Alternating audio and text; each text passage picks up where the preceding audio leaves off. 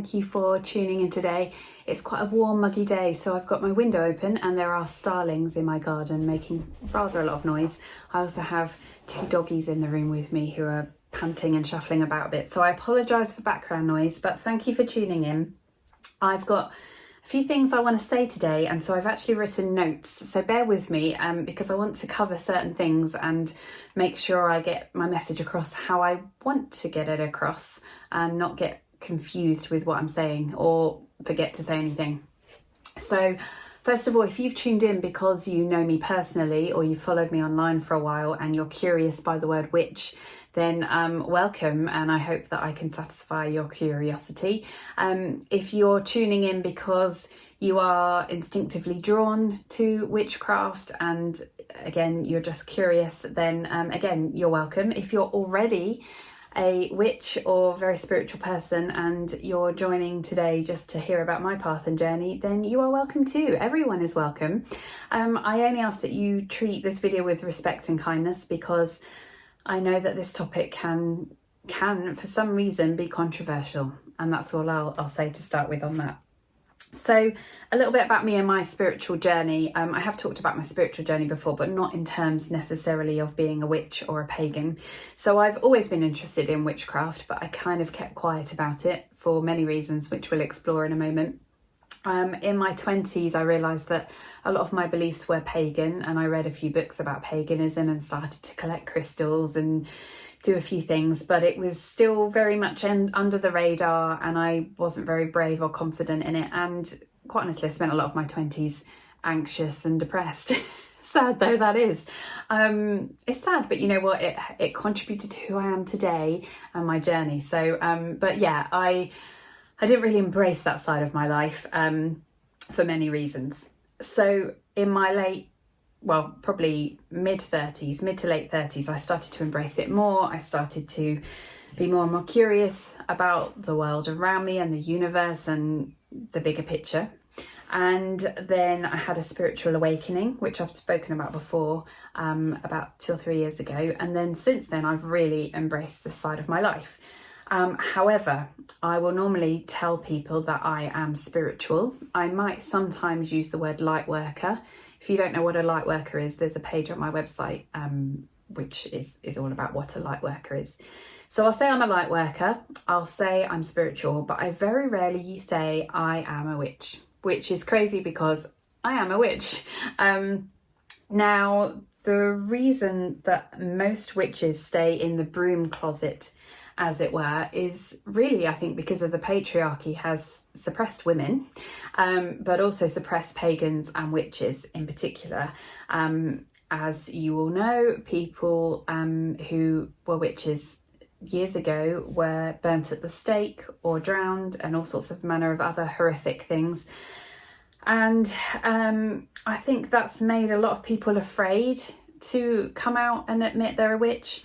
Also, just in modern day fairy tales, you know, witches are often depicted as evil, as practicing dark magic, as being all dressed in black and having warts, and it's strange because my experience of witchcraft, particularly for myself, but everything I've read and learned about over the last few years, is that actually most witches are all about practicing good magic and white magic, or whatever you want to call it. And actually I often see at the end of a spell, or the end of some magical work, it will be for the greatest good of all or not at all. Now, there's nothing dark or sinister about that, of course. So I think most witches work for the greatest good and it's nothing to be afraid of, but yet many of us remain in the broom closet and tiptoe around it or sugarcoat it by saying we're spiritual when actually we're witches. So let me check my notes. So yeah, I think that image of witches has made it either be ridiculed as something that is fake, and it's a shame because, you know, if you have a friend who is a Christian or who is Jewish or a Buddhist or whatever, you wouldn't ridicule them. You probably respect them. You might not understand it or you might not have the same beliefs, but you would respect that. And yet a lot of people will ridicule or think it's strange to be a witch or a pagan, and yet there are many of us about. There are probably people you know who are witches and you don't even know they're witches. So so they're my thoughts on witchcraft in general over the years. I think for me, I guess I tested the water a bit with friends and family. I haven't actually, you know, I mean, it doesn't come up in conversation much, does it really? But I don't often go and say I'm a witch, just so you know. But I've tested the water a bit. So I've got a friend, one of my bestest friends, who actually has a YouTube channel about witchy things, and I'll put a link below, because if you're interested in this topic, she's got lots of fabulous content. So I've said to family and friends before, I've got a friend who's a witch and I'm testing the water, and some people have been like not really paid any attention to it, which goes to show that the fear of coming out that I'm a witch is silly.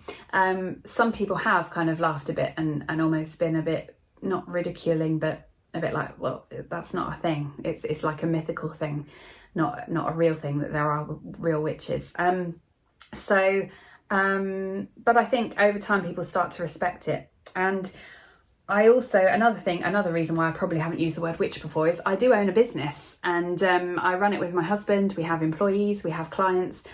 I want to be respected as a businesswoman and people to not think I'm crazy. So, but you know what? The reason I'm making this video is I'm not really frightened of that anymore. I think most people are respectful. I think most people are open-minded, and I'm 41. I don't really care what people think anymore about me. This is me, take me or leave me. So so I respect other people's beliefs, and I hope that others will respect mine, and I appreciate not everyone will, but that's okay. So in terms of my beliefs then, so paganism is quite a wide umbrella, a bit like if you are a Christian, you might be a Catholic, or you might be a Protestant, or you might be a Lutheran or a Mormon. They all come under the Christian umbrella. There is a pagan umbrella, and so some people may believe in I can't speak. They may be Druids. They might believe in the Norse gods. They might be Wiccan. The majority of pagans, I think, are Wiccan. That's the sort of biggest group under the paganism umbrella.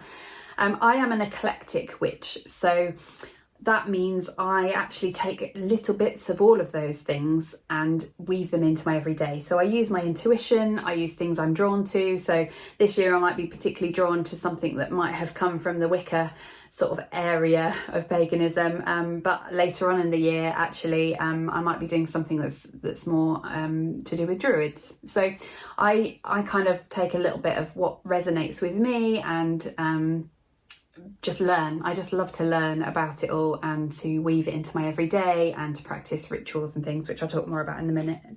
So I believe in multiple gods and goddesses. I'm particularly drawn to the Egyptian gods and goddesses and the Greek gods and goddesses. I believe that there is more than we can see.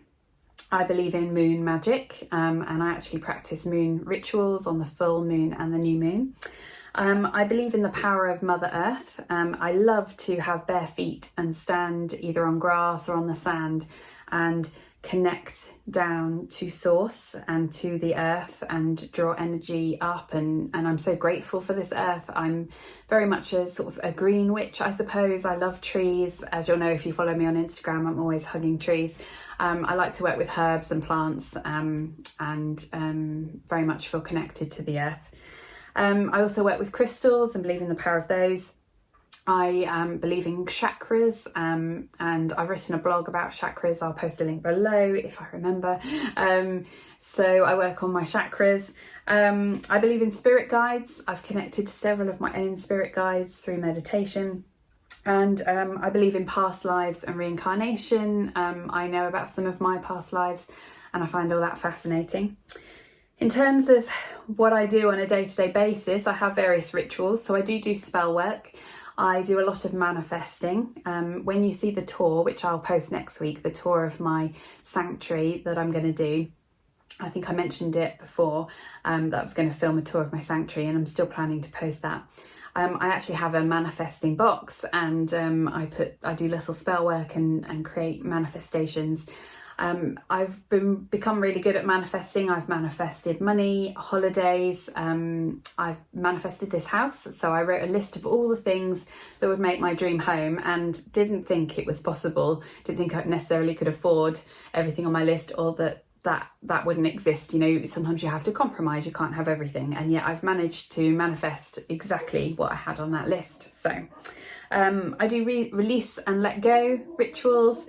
A neighbour's dog's barking, I apologise.